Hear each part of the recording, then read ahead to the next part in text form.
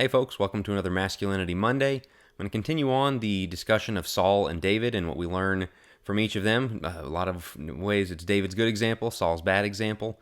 This week I want to talk about the idea of tone setting, of as a man, especially if you're going to be a husband and a father, you set the tone. Organizations, groups, anything takes on the characteristics of the leadership. And if you are going to lead a home, if you're the father who has been told to bring up your children without provoking them to anger, but in the nurture and admonition of the Lord, as Ephesians 6:4 says, if you're the husband who is supposed to lead your wife, and as it says in Ephesians 5, washing her with the water of the word, all of those responsibilities that you're given as a man are a part of the idea of tone setting, of your home is going to look like you. The church is going to take on the characteristics of its minister and of its elders. Any business is the same way. A society does many of the same things with its leadership, and so there is that reflection, and you got to take responsibility of that and realize, wow, this is on my shoulders. And so if you're a young man preparing for that kind of responsibility, or if you're in that role right now, we can look at David and Saul and see, again, what not to do and what to do. But with this, I want to go back in Israel's history a little bit. I want to talk first about the book of Numbers, the 12 spies. 12 guys are sent into Canaan. 10 of them come back saying, there's giants, too big, we can't go in there and take it. Of course, Joshua and Caleb say, yes, we can. With God's help, we're going to get this done. And the entire generation dies out in the wilderness because of the lack of faithfulness. Joshua and Caleb get to go into the land, and they start going after the giants. Caleb says, give me the mountain country where the giants live, and he goes and starts eradicating giants.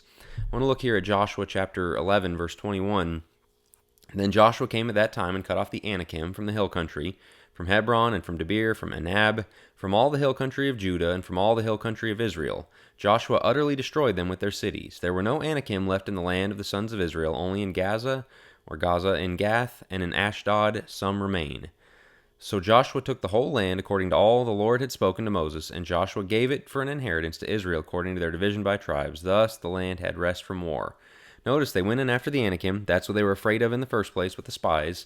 Now they're removing those Anakim, and it says there were none left except a few in Gaza, Gath, and Ashdod.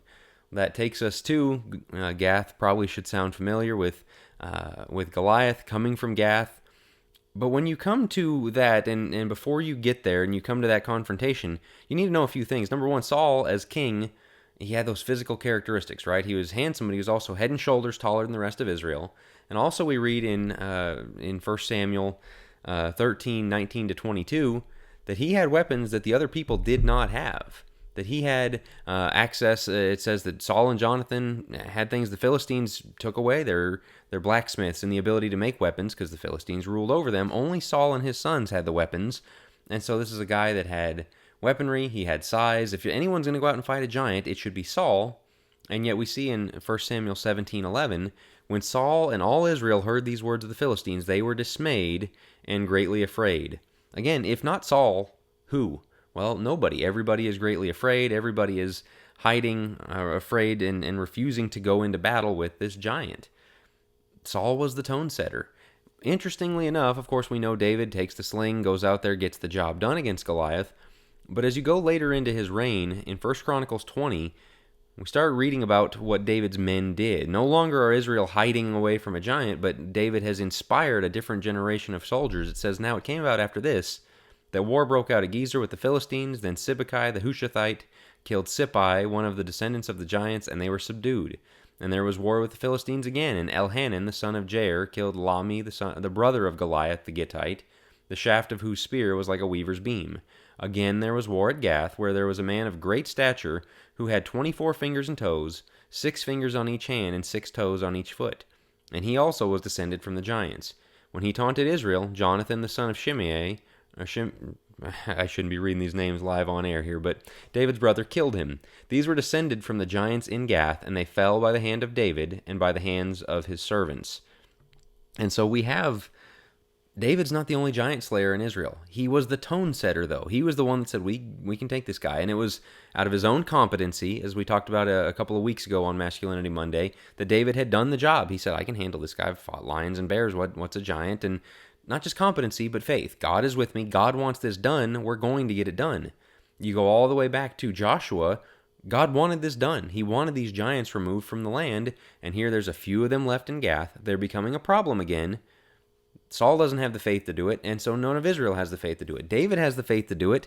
Suddenly Israel has the faith to do it. And so you realize this concept of the tone setter, that whatever group you're in as a man, if it's your family, if it's the church, whatever it may be, you can take on that role of tone setter by being faithful to God. And David pointed to God, said this is going to be from him. In the name of the Lord, I'm going to kill this giant. And competent. Do your job well, have your skills to be able to do what is expected of you. That goes a long way. And when you have that, you set the tone for what everybody else around you is doing. But it's not just on getting things done. It might be anger. If you're an angry person, yeah, your kids, your wife, they're probably going to be angry. If you're a lazy person, they're probably going to be lazy. If you're unhealthy, they're going to be unhealthy. If you're just whatever it may be, all of these characteristics, you're not just living for yourself. You're not just responsible for yourself, but you're going to be responsible for what is passed on to the people around you. Again, Saul, the tallest, most armed man in Israel, wouldn't go out and fight. Of course nobody else is going to do it. David goes out there, shows everyone how it's done, and suddenly they can go kill giants and do what God wanted them to all along. So take that responsibility seriously as a tone setter. Be, as I've said each week, faithful in little, faithful in much. It goes a long way. You set the tone, and you realize all of a sudden you're not alone. You're not the only one having to do this because you've set the tone and you've brought everybody up with you, which Saul failed to do. So that's this week's Masculinity Monday. As always, there's going to be articles going up. You see the link there, jackwilkie.co. Articles, 2 of them this week. Might get to a cultural breakdown. I've been talking about Thursdays through the text for a while now. I think I'm finally going to get around to it this week. So as always, you can subscribe there, Focus Press YouTube channel, and then if audio is the way you like to consume these things, the Church Reset podcast feed on any podcast app or on YouTube as well. So subscribe to those, keep an eye out, and I'll be talking to you guys again real soon.